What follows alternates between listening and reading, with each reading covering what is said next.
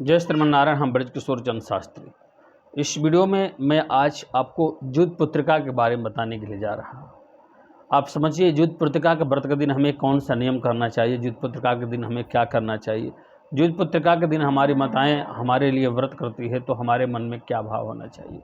आपने देखा होगा इस भारतवर्ष में अनेक माताएं वृद्ध आश्रम में भी रह रही है, और वृद्धाश्रम में रहने वाली माताएं भी जुद पुत्रिका का व्रत कर रही है। भारत में दुनिया के अनेक जगहों पर जुद पुत्रिका का व्रत किया जाता है। आप लोग नहीं जानते हो तो जान लीजिए, जुद पुत्रिका के व्रत पुत्र की लंबी उम्र के लिए माताएं रखती है और निर्जला व्रत करती है। इसको खर जुतिया कहते हैं। यहाँ तक कि माता मुंह में खर भी यानी दातुन तक नहीं करती है। जुद पुत्रिका का व्रत का ये प्रभाव है। और उस व्रत करने से माताएं के मन में क्या भाव होता है कि हमारा पुत्र निरोगी रहे, हमारा पुत्र की आयु लंबी हो और हमारा पुत्र हर कार्य क्षेत्र में सफलता की शिखर तक पहुंचे। ऐसी माता के प्रति भाव होता है। आप देखे होंगे कि कुछ ऐसे भी लोग हैं जो अपने माता को अलग कर देते हैं, माता पिता को घर से निकाल देते हैं, फिर भी उनकी माता जुद पुत्रिका का व्रत कर रही है।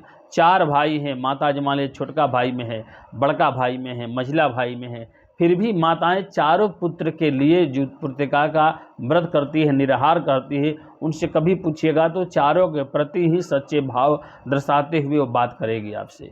हमारे भारत में आज ये बात सिद्ध हो रहा है और माताएं ने आज सिद्ध करके दिखा दिया। जो दुर्गा सप्तशती में लिखा है, पुत्रो जायेता क्वचिदपि माता कुमाता न भवति। पुत्र भले कुपुत्र हो सकता है लेकिन माता कभी कुमाता नहीं हो सकती। ऐसी माताएं हमारे देश में है। उन माताएं के प्रति सच्चा भाव पुत्र का भी होना चाहिए।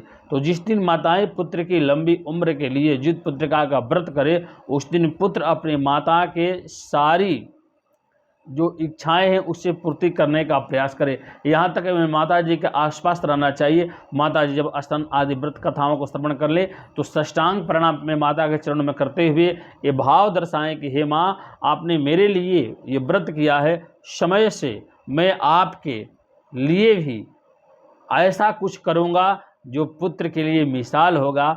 और माताएं के प्रति सच्चा भाव लगाकर उनके हृदय से जुड़ कर रखिए। अक्षत पुष्प चंदन आदि से माताएं का पूजन कीजिए और माता के प्रति मन में ममता और सहजता को हृदय में लागू करते हुए उस दिन माता के लिए आप सुंदर सुंदर पकवान, फल, मीठा, प्रसाद आदि का व्यवस्था कीजिए और माता को प्रणाम करके आशीर्वाद लीजिए।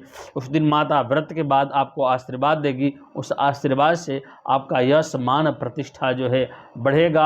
आपके जीवन में उन्नति होगा, प्रगति होगा, तरक्की होगा। बहुत बहुत धन्यवाद। जय श्रीमन्नारायण। जुद पुत्रिका के दिन यह नियम को फॉलो आप जरूर कीजिए। बहुत बहुत धन्यवाद।